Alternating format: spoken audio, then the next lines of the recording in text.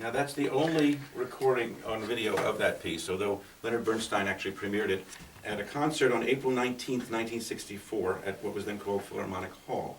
Now in that same concert, the great actor Jose Ferrer sang an excerpt from Idiots First, with what Harold Schoenberg in the New York Times called a Yiddish accent that would have made a row of Blintzes stand up and salute. Now I'm going to play a bit of that for you. It's from a pirate tape. The quality isn't very good. It was never issued commercially. And in fact, I'm going to play you Leonard Bernstein's remarks before it as well.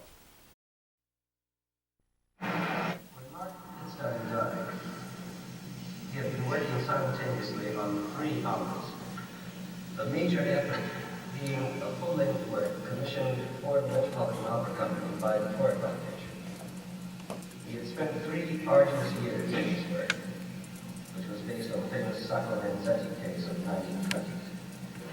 Not only did he not live to complete this immense and difficult opera, but just as tragically, the large portion of it that he had completed has been lost.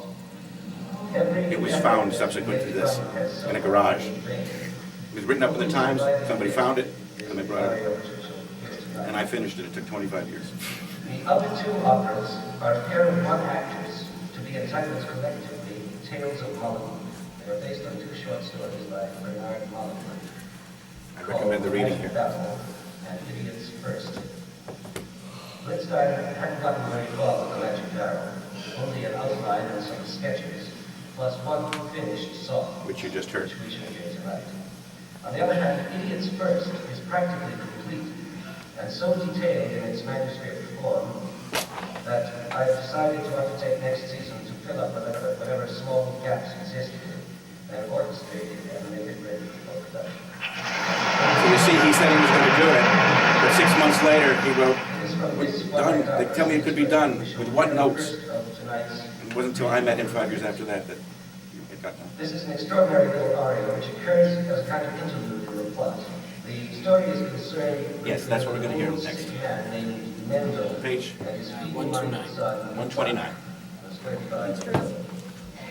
It is a kind of poetic nightmare in which Mendel, who is all alone in the world and knows he is about to die, You want to see the manuscript? That's the money to the this is what it looks like. his helpless son to California, where he can have Added to protection it. and uncle. Doctored it In this based on race of time what and Malamud death, told me, what Bernstein told me. Mendel becomes involved in a frustrating series of incidents with a pawnbroker, a wealthy acquaintance who denies him money, a rabbi's wife, and some other characters. At one point in his panicky pursuit of 35 wretched dollars, Mendel sits on a park bench to catch his breath, and to amuse poor Isaac, tells him a story. It is the story of how he met his new grandfather, and it will be sung for us by Jose Ferrer.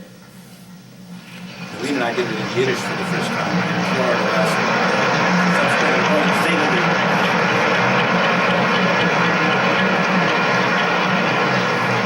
You can see a lot of performances of this on YouTube, but you can't hear this because it's a pirate tape and it's not really legal. But I wanted to hear you to hear the Yiddish accent that we made a robot system.